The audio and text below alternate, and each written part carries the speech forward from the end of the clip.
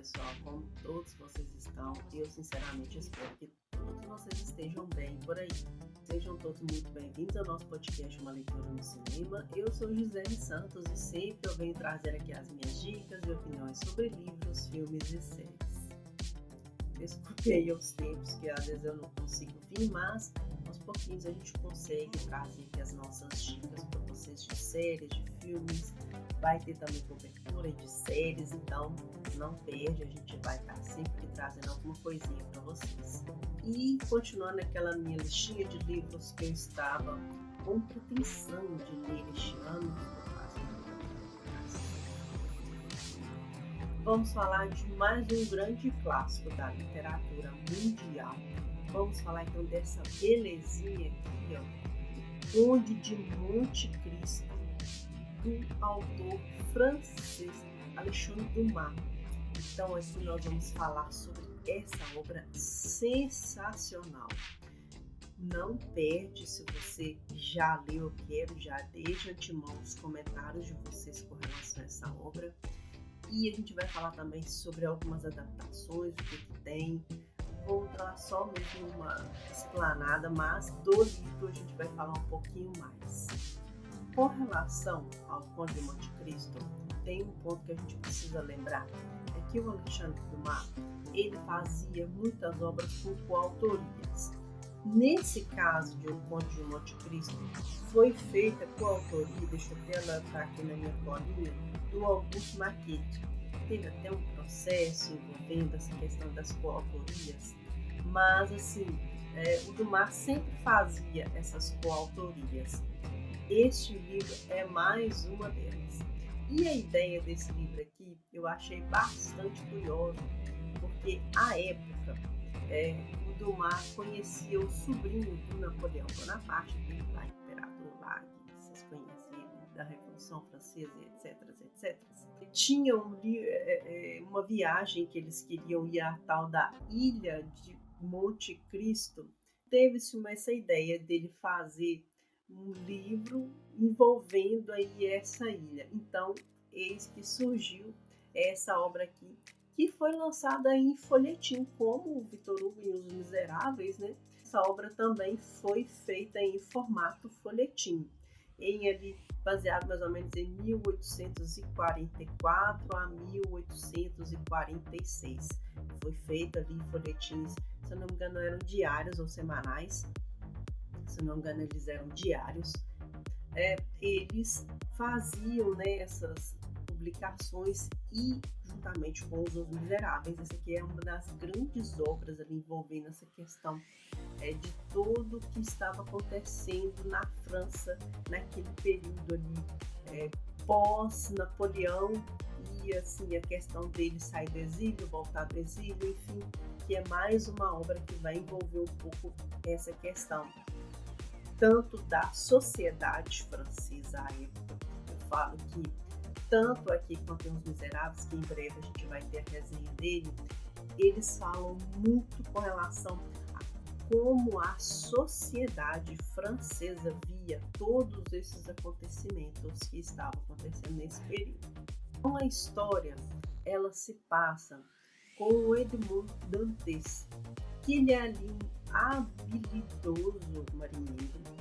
Então ele era muito jovem, tinha ali na média de seus 19, mais ou menos. Teve umas partes que estava dando que ele tinha 21 anos, mas num bater de martelo ficou com uns 19 anos de idade. Então ele era muito jovem, tinha muita experiência como marinheiro, então ali no mar ele realmente conseguia ter uma boa desenvoltura, mas ele era muito jovem na questão de comandar um navio. O que acontece?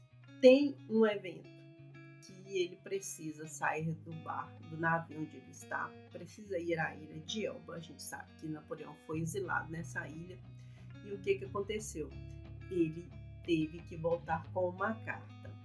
Nessa questão dessa carta, ele acaba sendo acusado injustamente de ser um espião de Napoleão. Isso teve-se uma conspiração para que ele fosse preso, tendo por base essa carta de Napoleão, que nessa época uma pessoa que fosse pega com qualquer coisa que envolvesse o Napoleão passava por um julgamento muito duro, podendo ser executado, exilado, enfim, ele iria ficar numa situação bastante precariedade. E foi o que aconteceu com Dantes. Por que aconteceu? Essa carta, o Dantes não fazia ideia que tinha essa carta. Ele acabou entrando numa conspiração de 3 pessoas que seriam as seguintes. O Jules de Villefort, por quê? Ele viu que essa carta, se ela chegasse no interessado, seria o pai dele, ia colocá-lo em maus lençóis com relação à sua própria ascensão dentro daquilo que ele pretendia fazer. Também tinha um amiguinho, digamos assim, um coleguinha, que é o Danglars, que era extremamente invejoso, porque como o Dantes ele conseguiu o posto de capitão do navio por mérito, ele queria o posto do lugar dele, ou seja, o coleguinha, que é o lugar do coleguinha, né? Enfim, não mudou muito desse período para cá, né? Mas enfim, queria o posto para ele, porque naturalmente ele seria o próprio sucessor, né? O próximo sucessor, mas por mérito acabou que foi o Dantes. Então, o Danglars queria a parte desse posto que ele acredita que teria que ser dele. E além disso, tinha o Fernando Mondego, que é um primo da Mercedes, que é a noiva aqui do Dantes, que era completamente apaixonada por ele. Ambos já estavam ali prestes a se casar. O Fernando queria a mulher para ele e, enfim, ele acabou participando aqui dessa conspiração para mandar o Dantes para a prisão e tirá-lo do caminho de todos esses aqui. Só que quando ele chega lá no Castelo de If, ele conhece ali depois de um tempo que ele está preso, um desconhecido ali, um colega de cela, que eu acho um dos melhores personagens desse livro, que é o Abade, que é sensacional. O cara é autodata, o cara sabe de todas as coisas, o cara é filósofo, ele entende de números, ele tenta fazer uma forma de sair daquela cadeia. Ele estava ali cavando um túnel e o cara tinha altas habilidades. Eles tiveram essa amizade que culminou na fuga do Dantes dessa prisão. Esse Abade faria, como eu queria um amiguinho desse. Mas enfim, consegue sair da ilha, que é extremamente complicado sair dela, porque você tem que cair num penhasco, então não tinha como, é praticamente uma prisão de segurança máxima. Tem ali toda uma tramóia ali para o Dantes conseguir sair dessa ilha. Ele consegue sair, tinha ali, parece que um tesouro que esse Abade dizia que tinha, e ele consegue pegar esse tesouro para ir e enriquece e vai atrás aqui dos camaradas que decidiram aí colocá-lo em maus lençóis. E, gente, é sensacional isso aqui. É um novelaço, com toda a pompa e circunstância que vocês puderem imaginar. É incrível, a leitura, assim, que não se assustem com o tamanho, só essa edição aqui, tem uma coisinha que eu quero falar sobre ela. Mas esse livro aqui, deixa eu ver essa edição, quantas páginas ela tem. 1663 páginas. E olha, você lê isso aqui tão rápido, mas tão rápido, que eu acho que com umas 3, 4 sentadas eu li isso aqui tudo. Que é envolvente, você vai lendo, como é em formato folhetim, os capítulos, você vai lendo, e é sensacional. Você vai vendo como ele vai se saindo, todas as personas do Dantes, e é genial isso aqui. O Dumas consegue amarrar muito bem as histórias. e fica maravilhoso. Com tantos personagens que não são, digamos, os principais, quanto os personagens principais, eles conseguem ser amarrados muito perfeitamente. Você consegue se envolver muito na história. Então eu, de fato, recomendo, porque não tem como você não ler isso aqui e não se apaixonar pela história. Essa história, ela tem muitas adaptações. Tem novela que é baseado, tem livro, tem série, tem filme, tem muitas coisas que são envolvidas nessa adaptação aqui. E eu vou ser sincera, que o filme que eu me lembro, já vi atrás, duas dessas adaptações do cinema principalmente, e elas não têm muito a ver aqui com relação ao desandar, ao deslanchar dessa questão da história dantesca aqui. Tem diferenças muito significativas que eu percebi. Eu até revi algumas resenhas que eu já tinha visto da rádio, de outros criadores de conteúdo também, que realmente as adaptações têm uma diferença bem significativa, mas assim, não perde em nada a experiência de quem leu o livro ou viu o filme, ou viu os dois, enfim. Tenha a experiência de ver os dois e tire você também as suas próprias conclusões. Não desmereça o filme, mas a história, eu achei ela bem amarradinha. Não que o filme também não seja importante, o filme também é.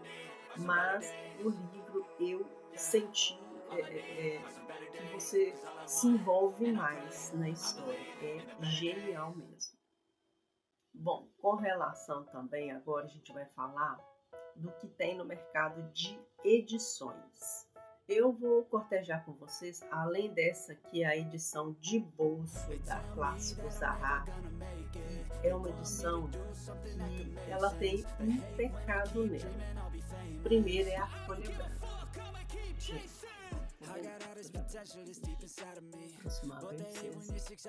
folha branca, tá vendo? Se seu olho não doeu, tudo bem, porque o meu dói de ver isso aqui, tá? A letra é bem curtinha, bem fininha. Naturalmente, isso ia acontecer mesmo. Outra coisa que eu tenho que dizer dessa edição específica é com relação à folha, que a folha é aquela folha fininha. Às vezes o marcador em gel você consegue marcar, se você gosta de marcar, eu nem quis marcar o número, porque como é uma folha mais fininha, vai passar para o outro lado. Dependendo do tipo de caneta que você for utilizar, vai realmente marcar o número. Então eu falo assim, eu recomendo ter a da rádio depois, se eles pretenderem fazer outras edições desse de bolso, para não usar esse tipo de página. A gente sabe que publicar livros no Brasil não é muito barato, mas nesse ponto aqui atrapalhou um pouquinho a minha experiência de leitura. Mas se você não se incomoda com isso também, tá tudo bem. Além disso também, eu quero deixar fotinhas da edição comentada e ilustrada. É o mesmo texto, a introdução é muito parecida. A daqui é aquela introdução um pouquinho mais resumida, mas é a mesma introdução praticamente da comentada e ilustrada. E eu quis fazer isso, a minha está até no Kindle, e eu quis fazer isso porque é o seguinte, a parte de comentários, para quem não tem costume de ler clássico, eu acho ela mais interessante. Apesar que a edição comentária ilustrada, ela é grande, ela é capa dura, igual essa daqui mesmo, capa dura. Só que você levar ela, eu acho ela mais enjoadinha, eu tenho até aquela que ela é dois tomos. Essa daqui ela é um pouco mais fácil para levar, mais assim, prática para você colocar em bolsa. Se for bolsa pequena, realmente não dá. Mas eu quis ter essa daqui física, porque eu tenho uma coleção, então é um pouco eu quero ir completando ela. Assim, essa parte de ter de apoio enriquece muito, muito a experiência. Coisa que eu quero deixar para vocês é a edição da Martin Clary, que é uma outra edição. Ela é grandona, tamanho de livro normal, grosso, capa dura, sim.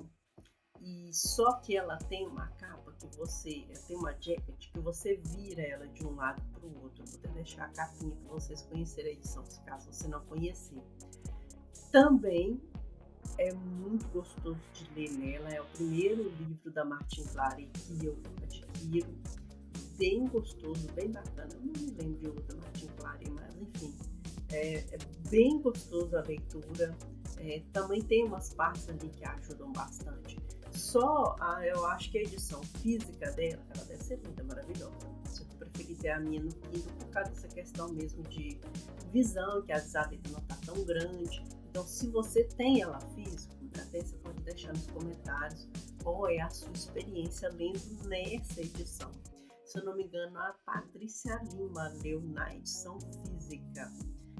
Não sei se vocês conhecem a Patrícia Lima, ela também tem uma possibilidade de você adquirir um livro de muita qualidade. Eu gostei bem mesmo da tradução deles.